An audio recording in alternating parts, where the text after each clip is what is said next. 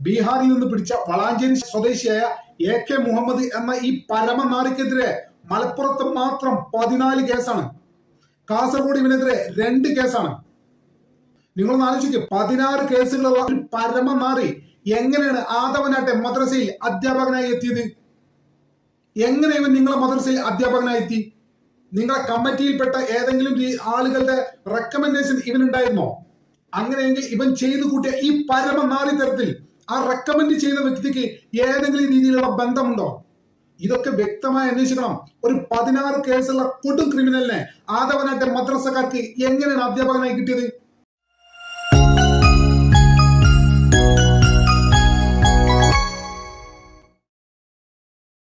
മലപ്പുറത്ത് മദ്രസ അധ്യാപകൻ പിടിയിൽ. വിശദാംശങ്ങളുമായി യൂനസ് അഹമ്മദ് ചേരുന്നുണ്ട്. യൂനസ്, പറയൂ. വിനീഷ, കഴിഞ്ഞ ദിവസങ്ങളിലാണ് ഈ ഒരു സംഭവം നടക്കുന്നത്. ഈ വളാഞ്ചേരി ആദവനാട് മദ്രസയിൽ ജോലി ചെയ്യായിരുന്നു ഈ പ്രതി AK മുഹമ്മദാണ്. ഈ സമീപ പ്രദേശി കൂടിയാണ്. 10-ലധികം ചൂഷണം ചെയ്തു എന്നാണ് പരാതി. ഈ ഒരു സംഭവം ഈ വിദ്യാർത്ഥികൾ ഈ മാതാപിതാക്കളെ അറിയിക്കുകയും പിന്നീട് ഈ മാതാപിതാക്കൾ നടത്തിയ പരിശോധനയാണ് കൂടുതൽ വിദ്യാർത്ഥികൾ ഇങ്ങനെ എന്നുള്ള ഒരു വിവരം ലഭിക്കുന്നത്. പിന്നീട് പോലീസിനെ അറിയിക്കുകയായിരുന്നു. പോലീസ് നടത്തിയ അന്വേഷണം നടത്തി പിന്നീടാണ് ഈ പ്രതി AK മുഹമ്മദ് ഒളിവിൽ പോകുന്ന ഒരു സാഹചര്യം മനസ്സിലാക്കിയത്. പിന്നീട് ഈ പോലീസ് നടത്തിയ പരിശോധനയിലാണ് ഇയാൾ ബീഹാറിലുണ്ടെന്ന് കണ്ടെത്തുന്നത്. അവിടെ എത്തിയാണ് ബീഹാർ പോലീസിന്റെ സഹായത്തോടു കൂടി പോലീസ് ഇയാളെ പിടികൂടിയിരിക്കുന്നത്. പ്രധാനമായി പോലീസ് പറയുന്ന പ്രധാനപ്പെട്ട കാര്യം, ഇയാൾ സ്ഥിരം കുറ്റവാളിയാണ് എന്നുള്ളൊരു കാര്യമാണ് പോലീസ് അറിയിക്കുന്നത്. വിവിധ ഭാഗങ്ങളിൽ, പ്രത്യേകിച്ച് മലപ്പുറത്തും കാസർഗോഡും മറ്റു കേരളത്തിന്റെ വിവിധ ഭാഗങ്ങളിൽ ഇയാൾക്കെതിരെ നിരവധി ഇത്തരം കേസുകൾ ഉണ്ട് എന്നാണ് ഇപ്പോൾ പോലീസ് അറിയിക്കുന്നത്. സ്ഥിരം ഒരു കുറ്റവാളിയാണ് ഈ AK മുഹമ്മദ് എന്ന് പറയുന്ന ആൾ. ഏതായാലും 10-ലധികം വിദ്യാർത്ഥികളെ പരാതി ഏതായാലും ബീഹാറിൽ നിന്ന് ഇപ്പോൾ തന്നെ ഇയാളെ നാട്ടിലേക്ക് കൊണ്ടുവരും. ശരി, യൂനസ് അഹമ്മദാണ്. മലപ്പുറം ജില്ലയിലെ വളാഞ്ചേരിക്കടുത്ത ആദവനാട്ടെ മദ്രസയിൽ 14 കുട്ടികളെ നയിക്കാൻ മദ്രസ അധ്യാപകനായ AK മുഹമ്മദിനെ കഴിഞ്ഞ ദിവസം ബീഹാറിൽ നിന്ന് പിടികൂടി. ഈ സംഭവം കേരള മനസാക്ഷി വലിയ രീതിയിൽ ഞെട്ടിച്ച സംഭവമാണ്. ഇത് ചെറിയ സംഭവമല്ല. ഇതിന്റെ ഉള്ളറയിലേക്ക് ഇറങ്ങി നിങ്ങൾ പരിശോധിക്കാൻ തയ്യാറാകുകയാണെങ്കിൽ നമ്മളെ കണ്ണു തള്ളിപ്പോവും. അതുപോലൊരു സംഭവമാണിത്. ഒരു കാര്യമുള്ള എന്താ അറിയോ, മതസ്ഥാപനങ്ങളാകട്ടെ, വിദ്യാഭ്യാസ സ്ഥാപനങ്ങളാകട്ടെ, മറ്റ് ഏതെങ്കിലും രീതിയിലുള്ള വിശ്വാസത്തിന്റെ കേന്ദ്രങ്ങളാകട്ടെ, ഇവിടെയൊക്കെ കുട്ടികൾ സുരക്ഷിതരാണോ എന്ന് ഉറപ്പുവരുത്തേണ്ട ബാധ്യത നമ്മൾ ഓരോരുത്തരുടേതുമാണ്. ഈ സമൂഹത്തിന്റെ അടിസ്ഥാന ഉത്തരവാദിത്തമാണത്. തലയിൽ തൊപ്പിട്ട ഒരുത്തനെ കണ്ടാൽ അവൻ ഒരു പുണ്യാളനാണെന്ന് ഒരിക്കലും നിങ്ങൾ വിചാരിക്കരുത്. കള്ളന്മാരും തലയിൽ തൊപ്പിടാറുണ്ട്. അവരുടെ കളവ്, അവരുടെ യഥാർത്ഥ സ്വഭാവം ആളുകളിൽ നിന്ന് മറച്ചു പിടിക്കാൻ കള്ളന്മാരും തൊപ്പി ഉപയോഗിക്കാറുണ്ട്. അതുകൊണ്ട് ഒരു തൊപ്പിയെടുത്ത് തലയിലിട്ടാൽ എല്ലാവരും വിശുദ്ധനായി എന്നുള്ള ആളുകളുടെ ഈ പൊതുധാരണ ഉണ്ടല്ലോ, അതൊക്കെ ആളുകൾ മാറ്റിവെക്കണം. ഒരു പക്ഷേ നമ്മളെക്കാൾ ധാർമ്മിക ബോധം ഇല്ലാത്ത ആളുകളാണ്. അതുകൊണ്ടാണ് 14 അത് മദ്രസ വെച്ചിട്ട്. അതിന്റെ അർത്ഥം എന്താ? ഇവനൊന്നും നമ്മുടെ അത്ര പോലും ധാർമ്മിക ബോധമില്ല, ദൈവചിന്തയില്ല. അത് തന്നെയാണ് അതിന്റെ അർത്ഥം. നിങ്ങളൊന്ന് ആലോചിക്കുക, ഈ ഒരു വർഷം തന്നെ സമാനമായ എത്ര കേസുകളാണ് നമ്മൾ കേട്ടത്? എന്തുകൊണ്ടാണ് ഇങ്ങനെ സംഭവിക്കുന്നത്? ഇതിൽ പ്രധാനമായിട്ടും എനിക്ക് പറയാനുള്ളത് ഞാൻ ഉൾപ്പെടെയുള്ള രക്ഷിതാക്കളോടാണ്. നമ്മളൊരു കുട്ടിയെ ട്യൂഷന് പറഞ്ഞയച്ചാൽ അല്ലെങ്കിൽ മദ്രസയ്ക്ക് പറഞ്ഞയച്ചാൽ നമ്മുടെ ഉത്തരവാദിത്തം അവിടെ തീരുന്നില്ല. കുട്ടികളുടെ പെരുമാറ്റത്തിൽ പെട്ടെന്ന് വരുന്ന മാറ്റങ്ങളൊക്കെ നമ്മൾ എപ്പോഴും നിരീക്ഷിച്ചുകൊണ്ടിരിക്കണം. ഒരു അധ്യാപകന്റെയോ മറ്റേതെങ്കിലും വ്യക്തികളെ കുറിച്ച് പറയുമ്പോൾ കുട്ടി അസ്വസ്ഥത കാണിക്കുകയോ ഭയപ്പെടുകയോ ചെയ്യുന്നുണ്ടെങ്കിൽ അത് നമ്മൾ നോട്ട് ചെയ്യണം. അല്ലാതെ അത് ഉസ്താദാണ്, തലയിൽ ഇത്ര വലിയൊരു തൊപ്പിണ്ടോ, അയാളൊന്നും ചെയ്യില്ല, ഇങ്ങനത്തെ ധാരണ ഒന്നും ആർക്കും വേണ്ട. ഇവന്മാരൊക്കെ വിശുദ്ധന്മാരാണെന്നുള്ള ഒരു ധാരണയും ആർക്കും വേണ്ട. ഇവന്മാരിൽ ചിലരെങ്കിലും നമ്മളെക്കാൾ മഹാതൊട്ടികളാണ്. തൊട്ടികൾ എന്ന് പറഞ്ഞാൽ അങ്ങനെ ആ വാക്ക് തന്നെ ഉപയോഗിക്കണം. മഹാതൊട്ടികളാണ് ഇത്തരം ആളുകളിൽ ചെറിയൊരു വിഭാഗം. എല്ലാവരും ഞാൻ പറയുന്നില്ല. മാന്യന്മാരായ മര്യാദയ്ക്ക് ജീവിക്കുന്ന ഒരുപാട് ആളുകളുണ്ട്. അവരോടൊക്കെ എന്നും റെസ്പെക്ട് ഉണ്ട്. എനിക്കും അറിയാം വ്യക്തിപരമായിട്ട് ചില ആളുകളൊക്കെ വളരെ മാന്യമായിട്ട് ജീവിക്കുന്ന ആളുകളൊക്കെ. അതിനിടയ്ക്ക് ഇങ്ങനത്തെ കുറച്ച് തൊട്ടികളുണ്ട്. എന്ത് ചെയ്യാൻ പറ്റും? മാത്രമല്ല, കുട്ടികളുമായി ഇത്തരം കാര്യങ്ങളിലൊക്കെ, പ്രത്യേകിച്ച് സ്കൂളുകളിലെയും ട്യൂഷൻ സെന്ററുകളെയും മദ്രസയിലെയും കാര്യങ്ങളൊക്കെ നമ്മൾ നിരന്തരം ആശയവിനിമയം നടത്തണം. ശരീരത്തിലെ സ്വകാര്യ ഭാഗങ്ങളെ കുറിച്ചും ഗുഡ് ടച്ചുകളും ബാഡ് ടച്ചുകളും കുട്ടികളെ നമ്മൾ കൃത്യമായിട്ട് പറഞ്ഞ് മനസ്സിലാക്കേണ്ടതുണ്ട്. ഇന്നത്തെ കാലത്ത് പ്രത്യേകിച്ചും അത് അത്യാവശ്യമായിട്ട് വന്നിരിക്കുകയാണ്. അതുപോലെ തന്നെ കുട്ടികൾ നമ്മളെടുത്ത് പറയുന്ന പരാതികളുണ്ടല്ലോ, ഒരു അധ്യാപകനെ കുറിച്ച് അല്ലെങ്കിൽ ഒരു വിദ്യാർത്ഥിയെ കുറിച്ച് പറയുന്ന പരാതികൾ, അത് വിദ്യാർത്ഥികൾ തമ്മിലല്ല, അത് അധ്യാപകൻ തമാശ പറഞ്ഞായിരിക്കും. ഇത്തരത്തിൽ അതിനെടുക്കരുത്. വളരെ ഗൗരവമായിട്ട് എടുക്കണം. പറ്റുമെങ്കിൽ അധ്യാപകനെ നേരിട്ട് കണ്ട് കുട്ടി ഇങ്ങനെ ഒരു വിവരം പറഞ്ഞു, എന്താണ് പ്രശ്നമെന്ന് കൃത്യമായിട്ട് അന്വേഷിക്കണം. അതൊക്കെ നമ്മുടെ ഉത്തരവാദിത്തമല്ലേ? സ്കൂളിലേക്ക് യൂണിഫോം ഇട്ട് അങ്ങോട്ട് പറഞ്ഞയച്ചാൽ നമ്മുടെ ഉത്തരവാദിത്തം തീർന്നോ? അതുകൊണ്ട് ഏതെങ്കിലും അധ്യാപകനെ കുറിച്ചോ വിദ്യാർത്ഥികളെ കുറിച്ചോ കുട്ടികൾ ഏതെങ്കിലും രീതിയിലുള്ള ഒരു പരാതി പറയുന്നുണ്ടെങ്കിൽ അത് അന്വേഷിക്കേണ്ടത് നമ്മളെ ഉത്തരവാദിത്തമാണ്. എന്ന് മാത്രമല്ല, ആ പരാതിയിൽ ഏതെങ്കിലും രീതിയിലുള്ള അതിർവരമ്പുകൾ ഇപ്പറയുന്ന ആളുകൾ ലംഘിച്ചെങ്കിൽ അവന്റെയൊക്കെ ചെപ്പക്കുറ്റി നോക്കി പൊട്ടിക്കാൻ പോലും നിങ്ങൾ മടിക്കരുത്. ഇതേ ഇതിന് മാർഗമുള്ളൂ. അല്ലാതെ അത് ഉസ്താദാണ്, അയാൾക്ക് ഇത്ര വലിയ തൊപ്പുണ്ട്, ഇത്ര വലിയൊരു താടിയുണ്ട് എന്നൊന്നും പറഞ്ഞ് നടക്കണ്ട. താടിയും തൊപ്പിയുള്ളതൊന്നും വിശുദ്ധനുമല്ല, അത് മനസ്സിലാക്കാം. ഞാൻ നേരത്തെ പറഞ്ഞില്ലേ, ഈ വിഭാഗത്തിൽപ്പെട്ട ചെറിയൊരു വിഭാഗം നമ്മളെക്കാൾ തൊട്ടികളാണ്.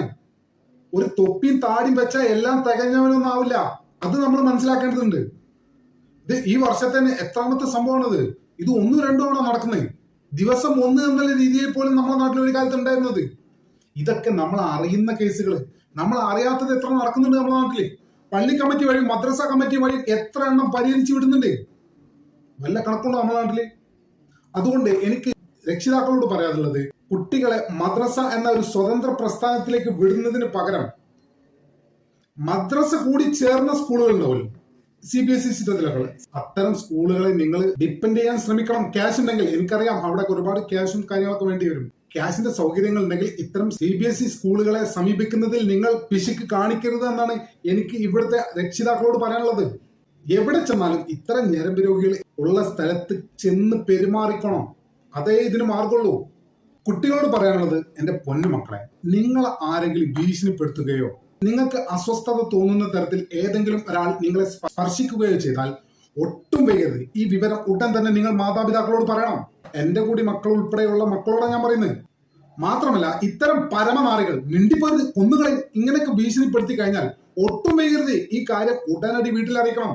ഇവന്റെ ഒന്നും കൂതറ ഭീഷണിക്ക് ഒരിക്കൽ നിങ്ങൾ പേടിക്കരുത്. നിങ്ങൾ ധൈര്യമുള്ള കുട്ടികളായി വളരണം. നിങ്ങൾ ഏതെങ്കിലും രീതിയിലുള്ള മൗനം പാലിച്ചാൽ അത് ഇത്തരത്തിലുള്ള പരമനാരികളായ കുറ്റവാളികളെ സംരക്ഷിക്കുന്നത് തുല്യമാണ്.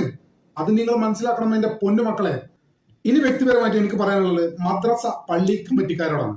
പള്ളി കമ്മിറ്റിക്കാരെ ഇത്തരം ആളുകളോട് തന്നെയാണ് ഞാൻ പറയുന്നത്. ഒരു സ്ഥാപനത്തിന്റെ, അത് പള്ളി ആവട്ടെ മദ്രസ ആവട്ടെ, അതിന്റെ പ്രതിച്ഛായ സംരക്ഷിക്കുന്നതിനേക്കാൾ പ്രധാനമാണ് ഒരു കുട്ടിയുടെ സുരക്ഷ.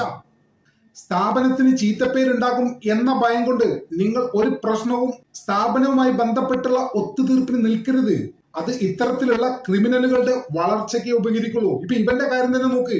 ബീഹാറിൽ നിന്ന് പിടിച്ച വളാഞ്ചേരി സ്വദേശിയായ AK മുഹമ്മദ് എന്ന ഈ പരമനാറിക്കെതിരെ മലപ്പുറത്ത് മാത്രം 14 കേസാണ്. കാസർഗോഡ് ഇവനെതിരെ 2 കേസാണ്. നിങ്ങളൊന്ന് ആലോചിക്കുക, 16 കേസുകളുള്ള ഒരു പരമനാറി എങ്ങനെയാണ് ആദവനാട്ടെ മദ്രസയിൽ അധ്യാപകനായി എത്തിയത്? എങ്ങനെ ഇവൻ നിങ്ങളെ മദ്രസയിൽ അധ്യാപകനായി എത്തി? നിങ്ങളെ കമ്മിറ്റിയിൽപ്പെട്ട ഏതെങ്കിലും ആളുകളുടെ റെക്കമെൻഡേഷൻ ഇവനുണ്ടായിരുന്നോ? അങ്ങനെയെങ്കിൽ ഇവൻ ചെയ്തു കൂട്ടിയ ഈ പരമനാറി തരത്തിൽ ആ റെക്കമെൻഡ് ചെയ്ത വ്യക്തിക്ക് ഏതെങ്കിലും രീതിയിലുള്ള ബന്ധമുണ്ടോ? ഇതൊക്കെ വ്യക്തമായി അന്വേഷിക്കണം. ഒരു 16 കേസുള്ള കൊടും ക്രിമിനലിനെ ആദവനാട്ടെ മദ്രസക്കാർക്ക് എങ്ങനെയാണ് അധ്യാപകനായി കിട്ടിയത്? ഇയാൾ നിങ്ങളെ മദ്രസയിലേക്ക് പഠിപ്പിക്കാൻ വരുമ്പോൾ ഇയാളുടെ പാശ്ചാത്തലം നിങ്ങൾ പരിശോധിച്ചിട്ടില്ലായിരുന്നോ? അന്ന് പരിശോധിച്ച സമയത്ത് നിങ്ങൾക്ക് മനസ്സിലായിട്ടില്ലേ 16 കേസിലെ കൊടും കുറ്റവാളിയാണ് ഇയാളെന്ന്? അങ്ങനെ നിങ്ങൾ മനസ്സിലാക്കിയിട്ടുണ്ടെങ്കിൽ എന്തിന് വീണ്ടും നിങ്ങൾ നിങ്ങളുടെ മദ്രസയിൽ ഇയാളെ അക്കോമഡേറ്റ് ചെയ്തു? ഒരു കൊടും ക്രിമിനലിനെ നിങ്ങൾ എന്തിന് നിങ്ങളെ മദ്രസയിൽ അക്കോമഡേറ്റ് ചെയ്തു? ഇവിടെ നിങ്ങൾ അറിഞ്ഞുകൊണ്ടാണ് ഇത് ചെയ്തതെങ്കിൽ ഈ വിഷയത്തിൽ നിങ്ങളും നിഷ്കളങ്കരല്ല എന്നുള്ള യാഥാർത്ഥ്യം നിങ്ങൾ മനസ്സിലാക്കണം. സമൂഹത്തോടും സമുദായത്തോടും ഉത്തരം പറയേണ്ടി വരും, മറക്കണ്ട. പള്ളി മദ്രസ കമ്മിറ്റിക്കാരോട് പറയാനുള്ളത്, കുട്ടികൾക്ക് ഇത്തരത്തിലുള്ള ഏതെങ്കിലും രീതിയിലുള്ള പരാതി ഉണ്ടെങ്കിൽ അത് കേൾക്കാൻ ഒരു സംവിധാനം നിങ്ങൾ മദ്രസ ബേസ് ചെയ്ത്, പള്ളി ബേസ് ചെയ്ത് നിർബന്ധമാണ്. എത്ര കേസാണ് നമ്മുടെ നാട്ടിൽ നടക്കുന്നത്? എന്തുകൊണ്ടാണ്? ഇപ്പൊ പലരും പറയാറുണ്ട് മദ്രസയിൽ കുട്ടികളില്ല, കുട്ടികളിൽ മദ്രസയിൽ മതം പഠിക്കാൻ വരുന്നില്ല. എങ്ങനെ വരുന്നേ? എന്ത് ധൈര്യത്തിൽ വരും? കുട്ടികളെ കുറ്റം പറഞ്ഞിട്ട് കാര്യമുണ്ടോ? അല്ലെങ്കിൽ രക്ഷിതാക്കളെ കുറ്റം പറഞ്ഞിട്ട് കാര്യമുണ്ടോ? ഈ നാട്ടിൽ എന്താണ് നടക്കുന്നത്? പിന്നെ പള്ളി കമ്മിറ്റിക്കാരോട് പറയാനുള്ള മറ്റൊരു കാര്യം, കുട്ടികളും അധ്യാപകരും ഒന്നിച്ചു നിൽക്കുന്ന സാഹചര്യങ്ങളുണ്ടല്ലോ, ഇതൊക്കെ പരമാവധി ഒഴിവാക്കണം. ഗുരു ശിഷ്യൻ ആ കാലൊക്കെ കഴിഞ്ഞു. ഇത് പുതിയ കാലാണ്. അതുകൊണ്ട് ഇത്തരം പൊട്ടത്തരങ്ങളൊന്നും വിശ്വസിച്ച് നടക്കാതെ അധ്യാപകരും കുട്ടികളും ഒന്നിച്ചു നിൽക്കുന്ന സാഹചര്യങ്ങളൊക്കെ പരമാവധി ഒഴിവാക്കാൻ ശ്രമിക്കണം. അതുപോലെ തന്നെ പള്ളി കമ്മിറ്റിയുമായി, മദ്രസ കമ്മിറ്റിയുമായി ബന്ധപ്പെട്ട ആളുകൾ നിരന്തരമായി കുട്ടികളുടെ രക്ഷിതാക്കളുമായുള്ള ആശയവിനിമയം നിലനിർത്തണം. നിങ്ങൾ ഒരു കാര്യം മനസ്സിലാക്കുക, ഒരു കൊടും ക്രിമിനലിന് ഏതെങ്കിലും രീതിയിലുള്ള സംരക്ഷണം നിങ്ങൾ കൊടുത്തെങ്കിൽ നിങ്ങളുടെ സ്ഥാപനത്തിന്റെ ചീത്തപ്പേരുണ്ടാകുമോ എന്ന ഭയം കൊണ്ട് നിങ്ങൾ ഒരു കൊടും ക്രിമിനലിന് അഭയം കൊടുത്തെങ്കിൽ തീർച്ചയായിട്ടും നിങ്ങൾ ചെയ്യുന്നത് ആ ക്രിമിനൽ ചെയ്യുന്നത് പോലെ തന്നെ ഒരു ക്രൈമാണ്. ഇനി ഈ നാട്ടിലെ മത നേതാക്കളോടും സമൂഹങ്ങളോടുമാണ് പറയാനുള്ളത്.